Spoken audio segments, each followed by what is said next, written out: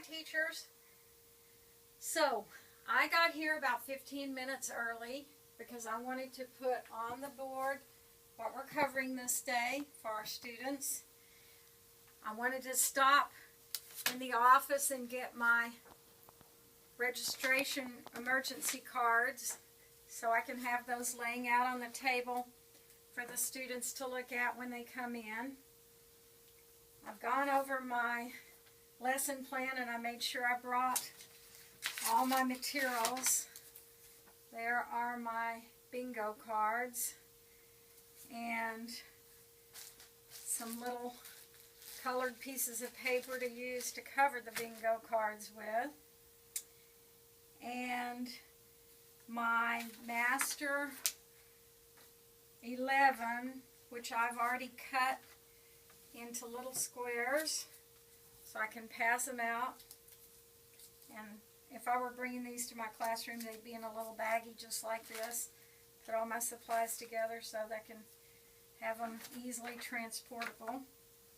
So I'm going to welcome my students to the class. I'm so excited you guys are here. Wow, look at all these chairs full of students.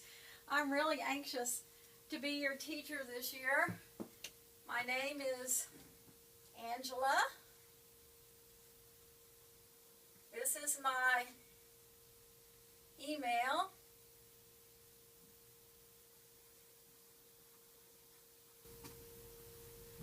And this is my phone number.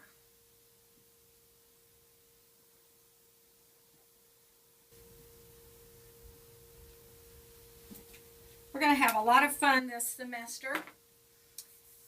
Today is just kind of a get to know you. Our unit is an introductory, and hopefully it's kind of a review of some things that you already know. Today is Thursday, September the 16th. Did everybody get your kids started out in school pretty well? It's kind of hectic this time of the year, right? Getting all of our kids situated and everything. So now you can go to school. We are going to be using a book called English No Problem.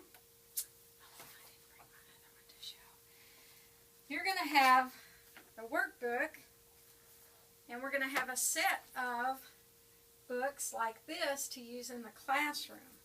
So this is the one you'll take home with you, and this is the one that will stay in the classroom for us to look at and read. We also have another book called Home to School that you'll have to take home with you as well, but we're not going to be working on that today.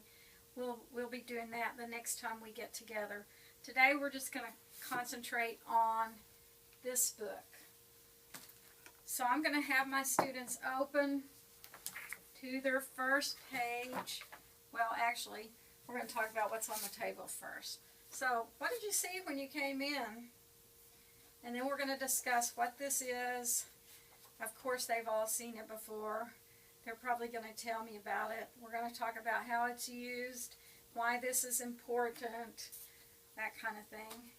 And then I'm going to say, well, children aren't the only ones who have to register for classes. You had to register for the class when you started here. And if you look on page 10 in your book, here's somebody else who's going to school. So then I'm going to ask them about the picture. We're going to talk about what's going on, what it means when you see this above somebody's head, which is called, by the way, a speech bubble. We're going to talk about when you see that, what it means. And then I'm going to ask one of them probably to read me what it says underneath there. We're going to do the think and talk about the questions. We might talk a little bit about the words in the box here. But our primary focus for vocabulary is going to be on this page, page 11. So we're going to The way I like to do the vocabulary first is I like to say the word and have them repeat it after me, and then talk about what it means. So, since we're talking about months and days here, we've got a calendar here. We can talk about that. We can point to the days. We can talk about where the week starts, where the week ends. Might talk about who has a birthday and when. We're going to talk about personal information that goes on the cards. And then we're going to play our bingo game. So we're going to do something really fun right out of the gate. The way I do bingo is I read it first, they cover it, we switch cards, and then I ask one of them to come up and read it for the class. So it's fun. You know, I help them with the words if they can't read it or they don't know how to pronounce it. We're going to work our way through page 11, page 12. I'm going to do all the activities on these pages because I don't have that many pages to cover. We've got another thing to talk about on page 12, but this time, besides talking about it, we're going to circle the answer yes or no. We're going to talk about the vocabulary on page 13, and this is where we're going to do our T-chart. By now, they've had a chance to write down my contact information. So I'm going to make a T-chart, and I usually tell them this is called a T-chart.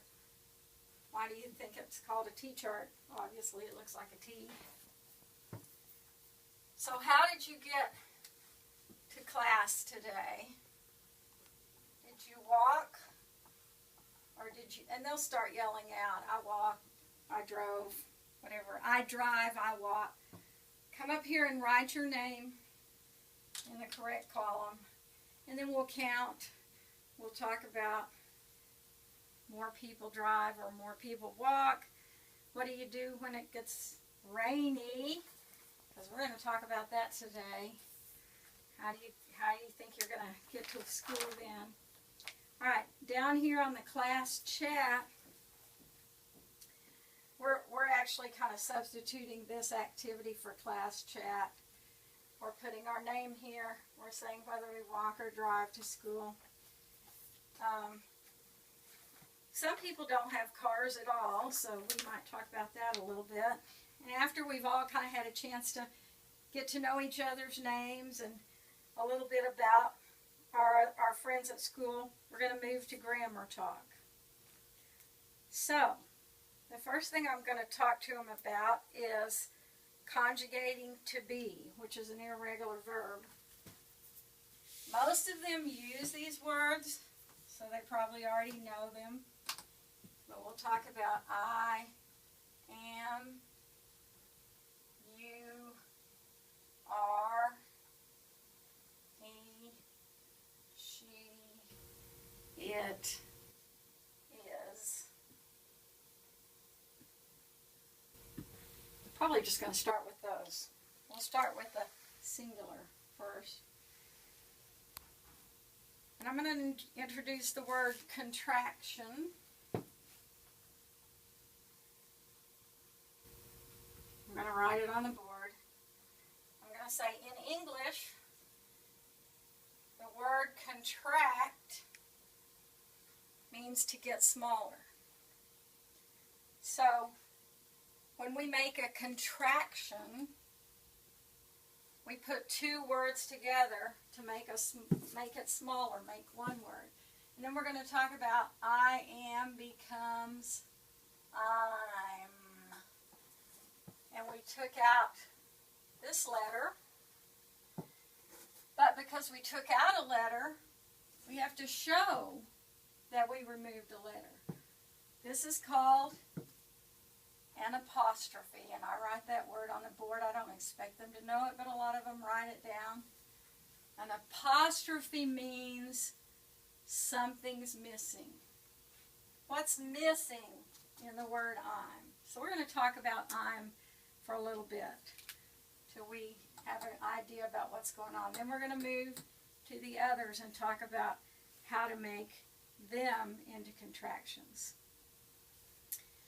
Another thing I might decide to talk about, depending on how much time I have, is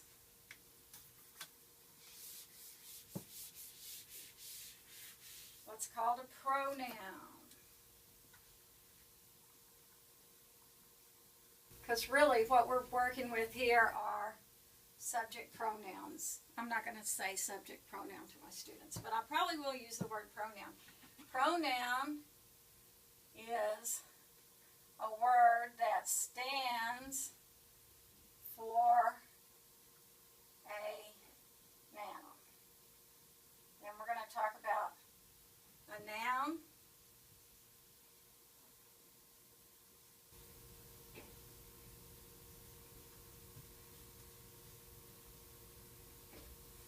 It's a person, place, or thing, and we're going to talk about that a little bit. So now some examples of a noun would be, and I'll give them 3 or 4 examples, and then I'll ask them to give me an example. And we've just learned our friends' names. So I could say, Katie is a noun because she's a person. The map is a noun because it's a thing.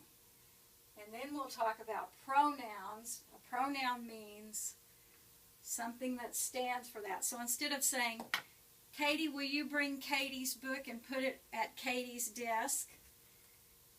In English, we have a word that stands for Katie. So I can say, Katie, will you bring your book and put it on your desk? So we'll talk about that a little bit if we have time. And then, when I feel like we've sufficiently covered the grammar, and remember, one day of teaching it is not going to get it. We're going to go over this probably at least 8 more times before they get it. But they've got an idea in their head now. We're going to practice some contractions. On the last page, we're going to do what's called fill in the blank. And the first thing I'm going to introduce them to is the word for this, which is called a word box. And a word box is a box that has words in it. So this word box says rainy, it, late, and is. A word box is something you use to fill in the blanks in an activity. And after you've used the word, then you check it off to show you've already used that word. And they have is checked off because they put it in it is Monday. Now, I'm going to teach them right now that they're going to read all these sentences before they start putting any words in the box. Right now, it doesn't seem like that big a deal. Okay? It's easy. It is what? We only got 2 choices, 3 choices. No, we only have 2 because we've already used it in this sentence. It is, it's going to be rainy, or it's going to be late. But you know what? It could be either one of those. It might be, it is rainy, it is late. We don't know. We got to keep reading. Okay? We're going to read all the sentences. Then we're going to go back together, and I'm going to work this activity A with them. We're going to go back. After we've read all the sentences, then we're going to look at the words again. We've already talked about these words. We've talked about what does rainy mean? What does it mean? That's one of those pronouns that stands for something else. Late is one of our vocabulary words. We're going to review that. We're going to read our sentences. Then we're going to go back and decide which word goes in the box. We're going to check it off as we fill it in. Then we're going to read all the sentences again and make sure that we've got the right words. So I'm going to actually do this activity with them since it's our first one. I'm going to remind them that when they have the opportunity, they can look at the picture, and it's going to give them some clues about what might be happening. But when they get to unit checks, there are no pictures. So it's very important that you start right away teaching them the correct way to do a fill-in-the-blank activity. After we've done activity A together, then I'm going to say, okay, you guys try activity B on your own. What's the first thing you're going to do? Read all the words in the word box. I've already talked to them about that. As you're reading those words, you're going to think about, what does that mean? And sometimes words have more than one meaning, so you may have to think about both of the meanings. Okay, so you've got that fixed in your mind before you ever start reading the sentences. The next thing you're going to do is you're going to read all the sentences. You're not putting words in the boxes yet, in the blanks yet. You're just reading the sentence and maybe looking for clues about what might go in that sentence. Now you're ready to go back and do the easy ones first. Okay, Raul is blank for school. That's the easiest one because you got more words. You got words on this end of the sentence and words on this end of the sentence to give you clues. So that's probably the one I would do first because it's got the most clues to it. Do the easy ones first. After you've done the easy ones, go back and fill in the harder ones. Read everything again. Does it make sense? If it makes sense, then you've probably got the right answer. If it doesn't make sense, go back and start again, which is why I always use a check instead of a cross through, because once you cross it through, it's harder to use. If you've got a check here, you can go, oh, wait a minute, I don't think I had that one at the right spot. Let me erase that. I'm not sure that's the right one either. If it's crossed through, by the time you take out your cross out, it's hard to see the word. So I always have them check next to it, which means you can. But hopefully, if they're really following the program and doing it the way you've taught them to, they'll have the right word in the blank by the time you get to the end of the activity.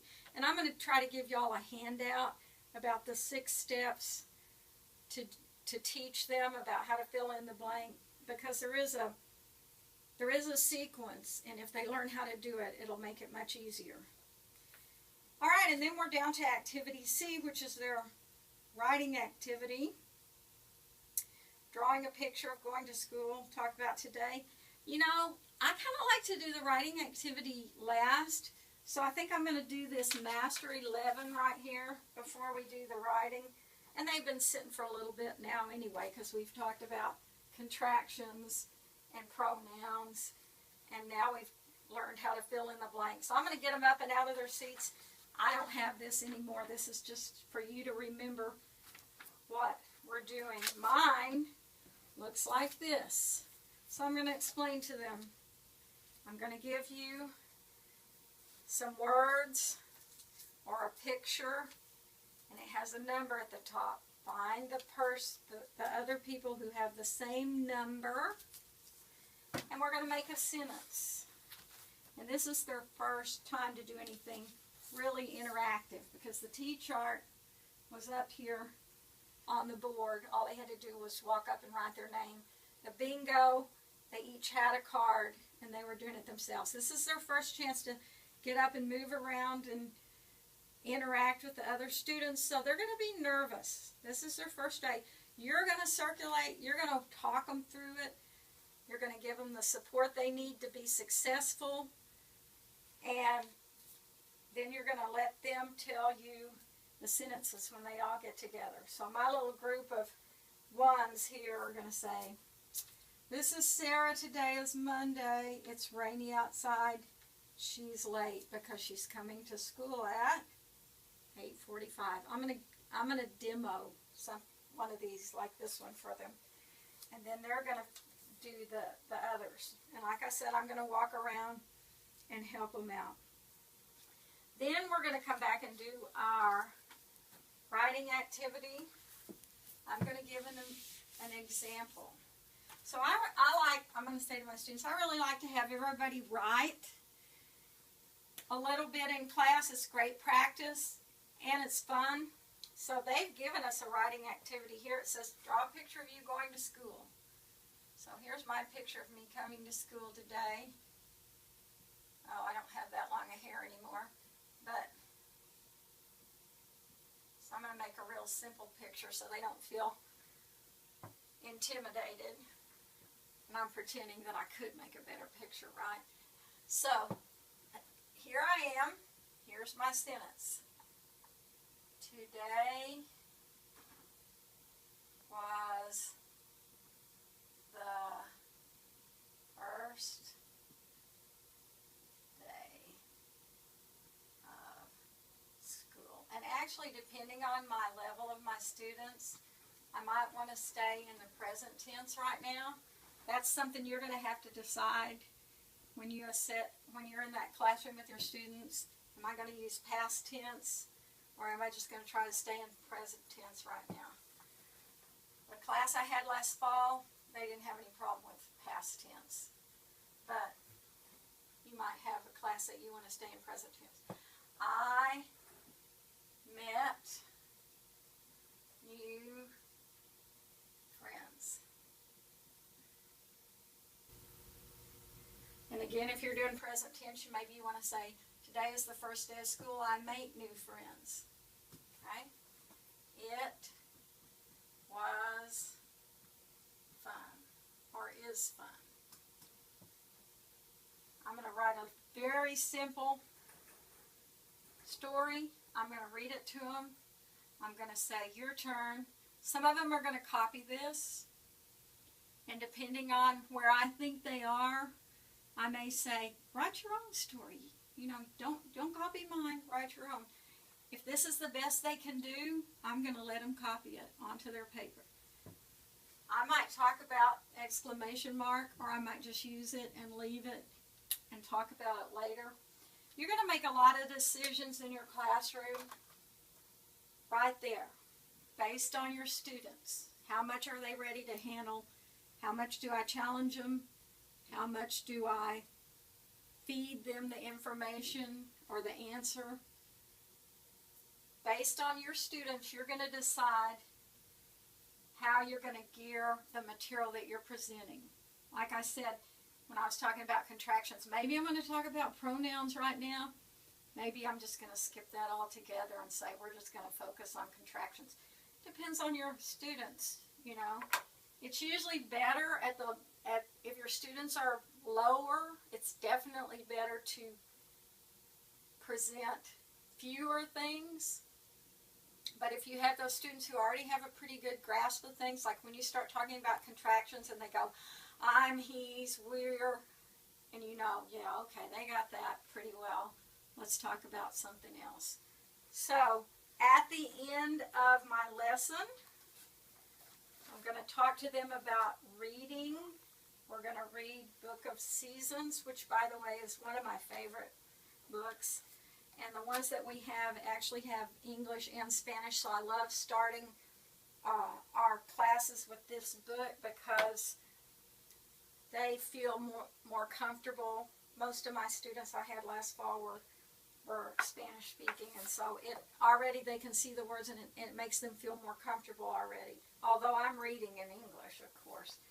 But I told them, I said, you can go get this in the library, and it's in Spanish. I don't care whether you use Spanish or English when you read to your students. Okay? All right, then we're going to talk about extra practice, and I'm going to explain to them. That's in this book. This is the book you take home with you. This is what you're going to do between now and the time I see you next Tuesday. And remember, I told you that I'm probably going to walk them through how to do this. It's asking you to write the days of the week in order. What does in order mean? This is in order, and we're going to talk about that. Down here, match the picture to the words. And if you have time, you might do one with them so you can see. These are the letters A, B, C, D, E. They've given you the first one, take a train, E. The second one says what? They're going to tell you walk. Which picture shows walk? what letter is next to the picture that shows walk. That's what I'm going to write on the line. So I'm going to err on the side of being too simple with them for the first time, since this is their first time to do homework. What is this called? Yeah, we already talked about that. That's a word box. How are you going to fill in the blank? We're going to talk through again what we're going to do to fill in the blank. All right, here's your chance to write sentences. Remember, I love writing. I want you to practice that at home tonight or tomorrow night before you come back, day after tomorrow. Now we have another fill in the blank, and that's our last page of homework. No, we have one more page right here.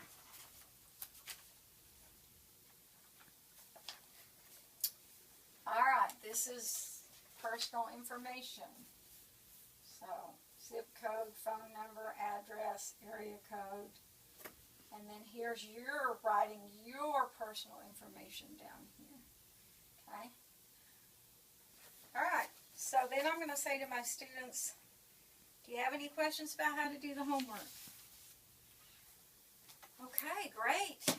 I'm so excited to see you all, and I will see you whatever the next day is, which is probably going to be Tuesday the 21st. I will see you Tuesday the 21st. Have a wonderful weekend. And yay, thanks for being in my class.